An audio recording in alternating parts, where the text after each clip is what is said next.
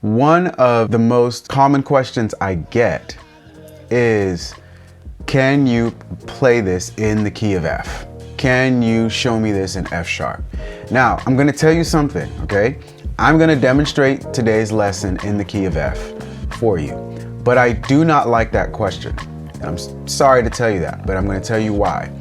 Because to me, it demonstrates a lack of effort in applying what you have learned in one key to the other, especially if somebody is explaining the scale degrees to you. Not everything to you should be spoon-fed. And I'm telling you that because a good teacher should tell you that, right?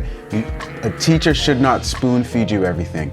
Today I'm gonna give it to you, but what I want you to do is, if I teach you this in F, then learn it in the key of G on your own. Apply it to G, okay? Learn it in the key of A on your own. Apply it to another key. So what are we learning today? We are learning really standard gospel progression that everybody should know if they want to take gospel concepts and apply it to modern worship music. So let's get right to it. So here is the progression that you should be practicing in all of your keys. We're calling it the 7-3-6-5-1-4 progression, all right? I'm going to demonstrate it and then apply it to a song, then explain it. 7, 3, 6, 5, 1, 4. All right? So 7-3-6-5-1-4. Now really these are a bunch of 2-5-1s, but for the sake of making things a little simpler, we're just calling the numbers of the key that we're in. Let's go ahead and apply it in the song. My favorite song to apply this is As the Deer, because it uses it exactly as it is. As the deer panteth for the waters of my soul. All right, so that's the application of it. Now let's go ahead and break it down, okay? So our 7-3-6-5-1-4. For every scale, you have scale degrees, or these, you might hear them as numbers, right? In the key of F, F is going to be 1 or F major. G is going to be 2 or G minor.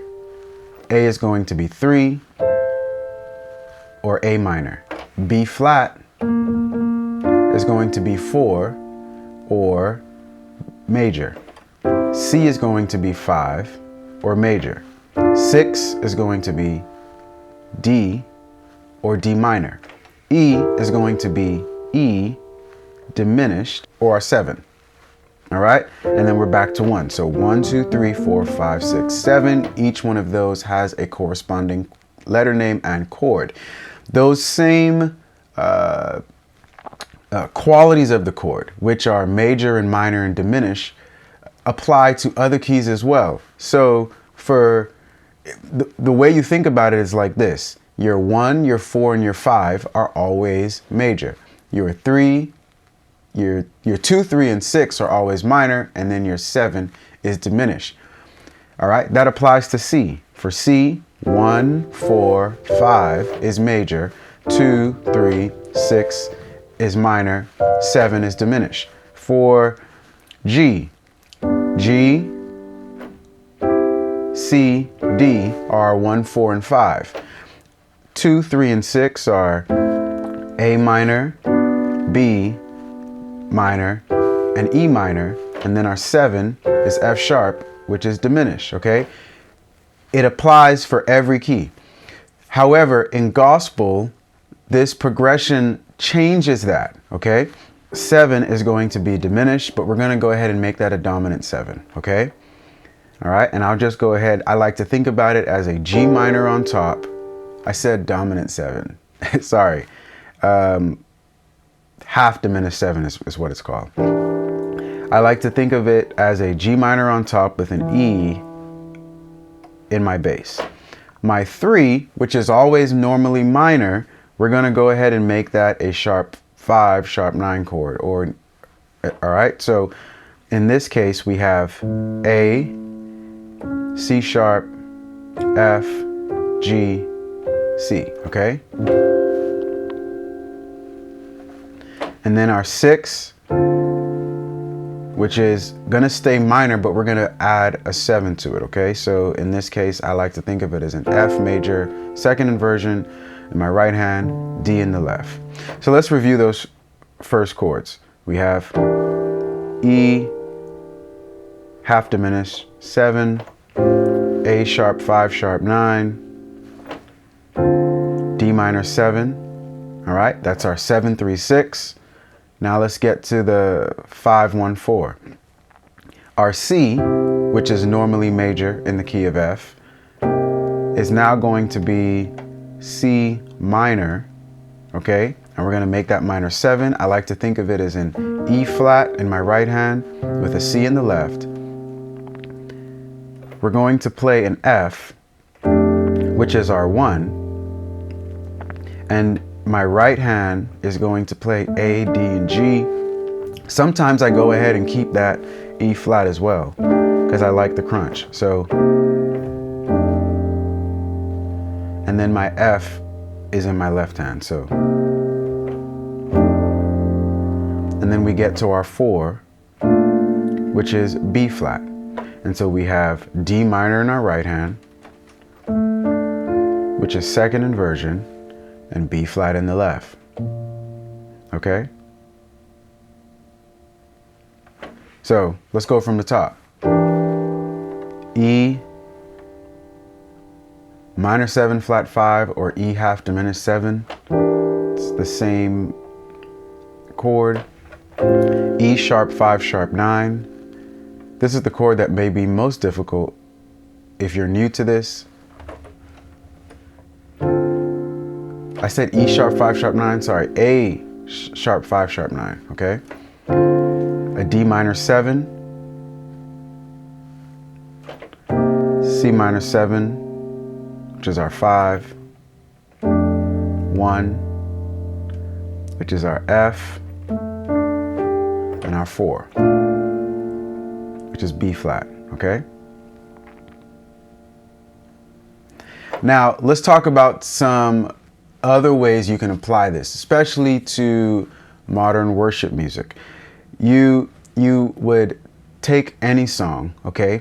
So today, I always keep a list of songs here. Let's use Firm Foundation. I'm not even sure I can sing Firm Foundation in the key of F, but I want to demonstrate it for you. Once you have this progression underneath your belt, you're going to think about the chord that you are going to, all right? So let's say at any point in time you are going to D minor in the song. You will know that you can play A7 sharp 5 sharp 9 before you go to that D minor in the song. And you've been practicing this progression so that it's fluent in your fingers. So let's try to find that D minor in Firm Foundation.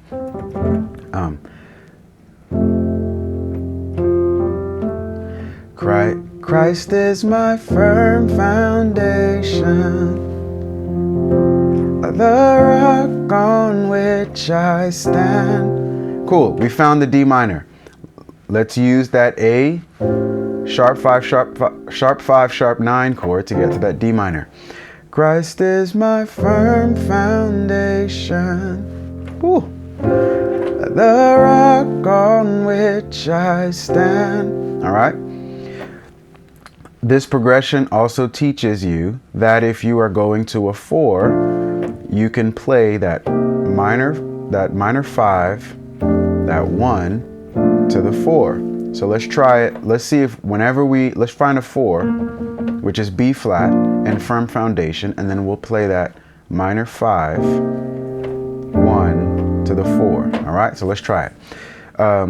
Christ is my firm foundation, the rock on which I stand, when everything around me is shaken, and I've never been more glad than I put my faith in Jesus. All right, so we found the 4.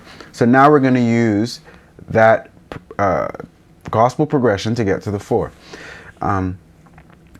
the rock on which I stand when everything around me's shaking. And I've never been more glad that I put my faith in Jesus. Right?